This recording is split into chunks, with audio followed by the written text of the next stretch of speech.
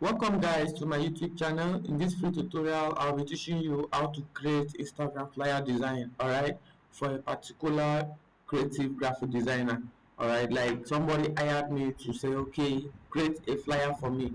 I want to be teaching people online, alright, so that's what I'm gonna be creating today. So this my you can see the name of the dialog box I show you here already. Create new document. So what I'll be using is pixels, alright. I'll use pixels and I'll put this place to be 1080 pixels by 1080 pixels. Alright, then I'll just say enter. Everything will just pop up giving me a square. Shift F4 to balance my pace. Alright, so the first thing we'll be doing, like I don't want to be wasting time today tutorial, right? So the first thing we'll be doing is just create our background effectively. Then I just want to, I don't want to actually take anything from online, so I want to create it from scratch. So I'll just use this concept to create a background right now. Alright, so I'll select this and I'll click on weld. When I weld it, it becomes one particular object. Alright, and I can give it a few color. Alright, but I don't want it to carry any few color, and I'll reduce it this way, take it up, and then what we'll be doing, just click this Control R to repeat effect. Alright, so Control R just like that, and then the next thing I'll be doing is I want to duplicate it vertical, but this time around I'll place it this way. Alright, so I'll just right click the outline, the navy blue, to give me an outline, and I'll group it. When I group it, take it out, double click on the square shape here on the rectangle tool to form a automatic background here. Alright, it will intercept the size of the background automatic. So I will click this object and right click and put it inside the power clip. Go inside the power clip, I will just check mark on this edit. When I check mark on it, I can click letter P on my keyboard to balance this, and I'll reduce the opacity. I'll click on transparency and reduce it by 50%. Alright, so I'll go out of my power clip. I can still choose to go back anyways and increase it because something are not balanced well. So I'll click Shift key and drag upward to increase the shape of the cross background that I made. So something like this is okay by me. Then I can click fit. I'm editing out already.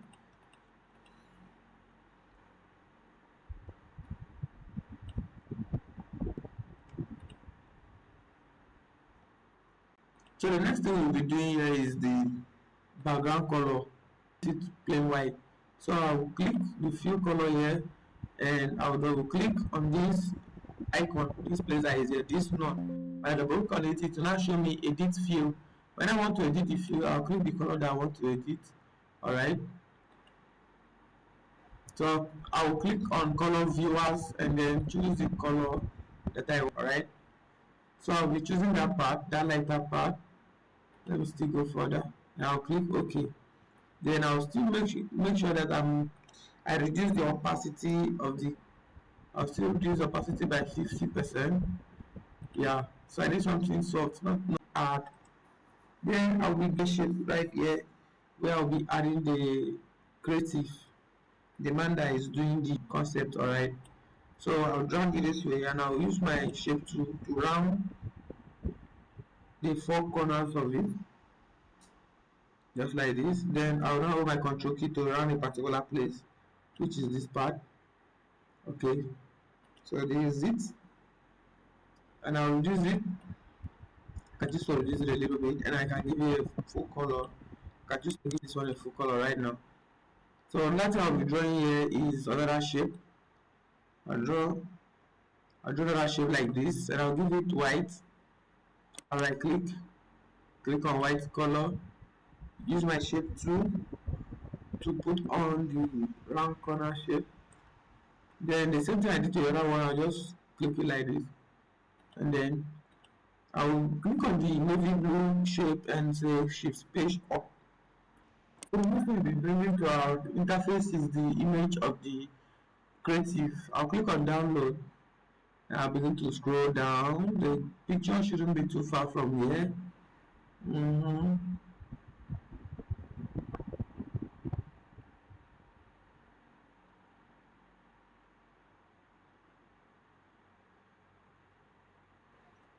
Alright, so this is the picture of the guy, and I will click import. When I click import, I'll just drag it down. Sorry about that. I'll drag it down this way. I will mirror it. I'll just click on this and mirror it and turn it to the other side. I'll increase it. Right click to power clip inside my background, inside the shape that I drew. Okay, so I'll go inside the power clip. I'll make sure I bold this image.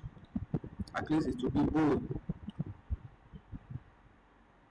So I'm okay having a headshot out of the box a little plus the shoulder, and I can just to reduce it and take it outward a little bit, and I will increase it from this side. Alright, so this is okay by me. So now watch me now. The power clip, the concept of this video now is actually the power clip concept. Alright, the purpose of this video is about the power clip. This particular power clip I want to show you now. When I put this thing here, I'm okay with this size. What I'll be doing next is, like I said, always make sure you bitmap your image with let me say 300 dpi is the best resolution for you to be working with, and it's on RGB. The next I'll be doing is what I will copy this image. I'll click Ctrl C, copy it, paste it outside the power clip, use my shape tool to crop out the other part that is showing off already. Alright, so this is the wonderful tricks which you can use to power clip objects with your images in CorelDRAW. Alright, so this is, I will now select it and group it with the main image, and like the bold blue image rectangle that I drew with the image of the creative, I've grouped them already, and I'll click on my shadow tool to add a drop shadow on it. So I'll just click this, bring it up a little. So I will take the shadow preset up, and this 33 here is okay by me. This is the opacity that I want it to be. Remember, the higher the opacity, the darker the shadow. Alright, the shadow you cast out will be so darker, but I don't want it darker, so I'll maintain it 33 point, and 14 is okay for me. Alright, so the next thing we'll be doing is strike our text tool and write the guy's name. The guy name is Pius. I'll put my caps lock on. This is Pius, and the surname will go under it. Alright, this guy so is actually an Igbo guy, so we're going to be using Puppet fonts, so I'll leave it on this extra board. Alright, because Puppet font is a typeface, it's not just a font. The typeface is the kind of font that allows you to change the weight or the style of a particular font. Being known to you that it's still the same font, but you have others editing characters under it. Alright, like I said, I wanted to use extra bold for the name, so we are going for the extra bold. Alright, so there is our extra bold. You can see that it's lay emphasis on each text, telling you that Pius is the main name, Aigo is just a, let me say, what's it, surname or something. Alright, so I'll be using this other color, or I'll bring a color from the guy's suit, something more brighter. I'll drop it here. Zoom this one, I'll also drop it here. Alright, so this is not just black color, it's a color from the guy's suit, and I'll save my work. Alright, so the next thing we'll be writing out is creative. We still have some write up for the design. Creative, but this creative right now I'm gonna be using a font like Brazilian Free. Alright, strike enter key and increase it. Then I will use the Pius font text and wait to write the other write up, which is designer. So this guy is the creative designer.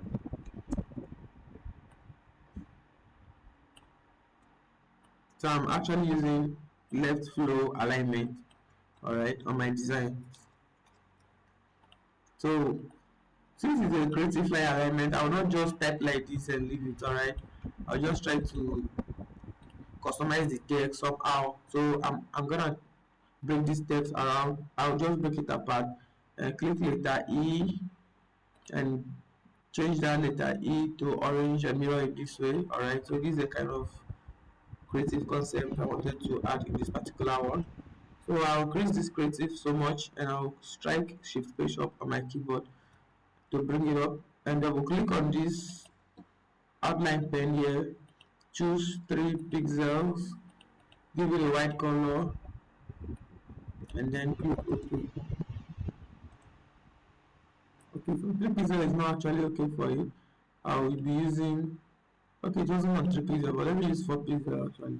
Okay, so something like this is fine. Something like this is fine.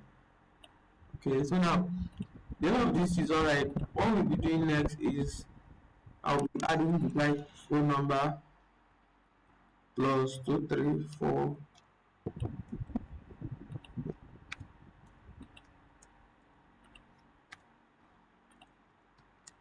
Okay, so this is the guy number. So the guy number I'll be using light. I'll use extra light on the poppings, alright, to align it and also change the font thickness to just poppings extra light. Save my work. So the rest of the thing is alright. What we'll be adding next is the, let me say, since this guy is a creative designer, he has other things that he does also, which he actually sent to me. The first one is video editor. The guy is a video editor.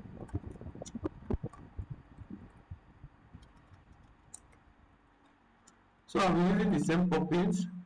Remember, you don't add more than 2 fonts on your design. You can even make it 3, but it should be very necessary before you can start adding too much font on your design, because the way you are designing and you are adding or you are pairing a lot of font on your design makes everything look boring. I recommend you to use nothing less than 3 fonts when you are actually doing a design. But a particular simple flyer like this, you are not expected to be using more than 2 fonts. You cannot see that I'm just using just 2 fonts right here. Alright, so this is it. This is the first thing we are gonna be considering as the guy occupation, and the second thing is gonna be what. So I'll be using 3 things actually. So the next one here is brand designer. The guy is a brand designer.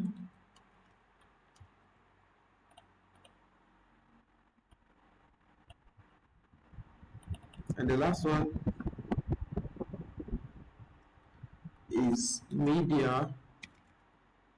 This media, because of space, I'll be writing it like this: media consultant. So it's still the same thing.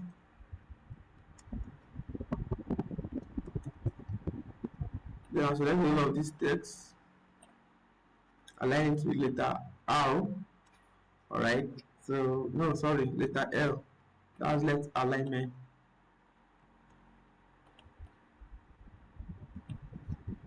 Take it in and bring it down. Shift F4 to see our screen. Alright, so the thing we'll be doing here is that we're going to be using the darker part of this blue to make the white pop up, because it's already off there. So use the darker part of this blue and then select our text and make it white. Wow, this is cool. So this is what I've been trying to do. Alright, so the next thing we'll be doing here is just go to our Pinterest and then search for a logo for a brand designer and consultant. Alright, so the next thing we'll be doing is just, we're going to be adding CorelDRAW and Photoshop logo and CapCut to represent video editor. So without wasting time, let's just dive in. So let's go to my Pinterest. Alright, so this is my Pinterest already.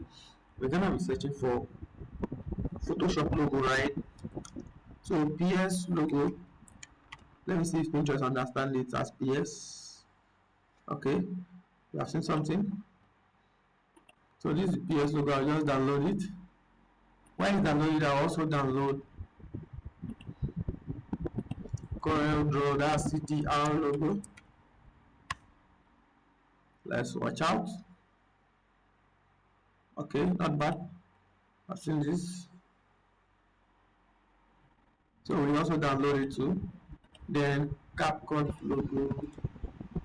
I don't need the extension for CapCut, so I'll just search CapCut.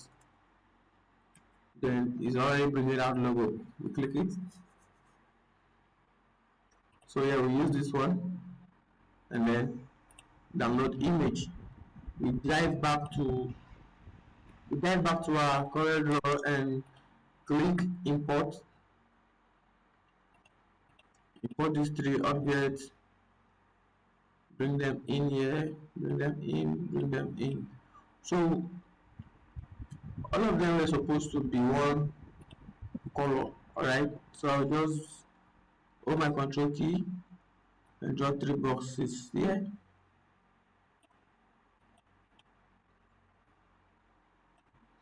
I draw three boxes here, and then I'll make it a round shape a little bit so that it will not be looking so sharp.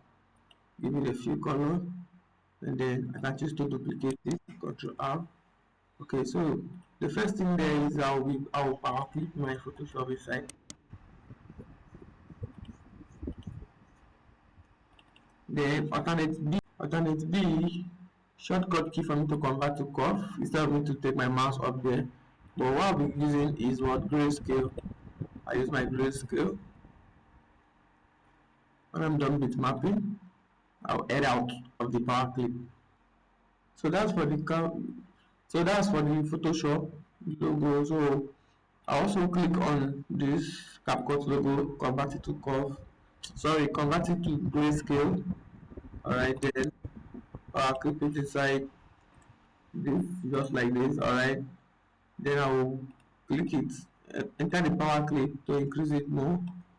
Alright, so this is it. Now the color drop on the same thing, alternate B, like I said, to convert to curve. Alternate B, alternate key plus letter B on your keyboard, shortcut key to convert to bitmap. Then you make sure you choose your grayscale, because I need everything to be black and white so that they will not bring in any other off colors to this design. Alright, so this is what I was trying to say. So what we'll be doing next is we're gonna draw a box here and give it this color. I'll use my eyedropper tool to carry a color from this and drop on it. Alright, so I'll remove outline, bitmap it. I will click on bitmap, convert to bitmap. I'll use RGB. Go on bitmap, locate my blur tool. Go on effect, sorry. Locate my blur tool, Gaussian blur, and I'll increase the opacity a lot. I'll increase the pixels a lot. Alright.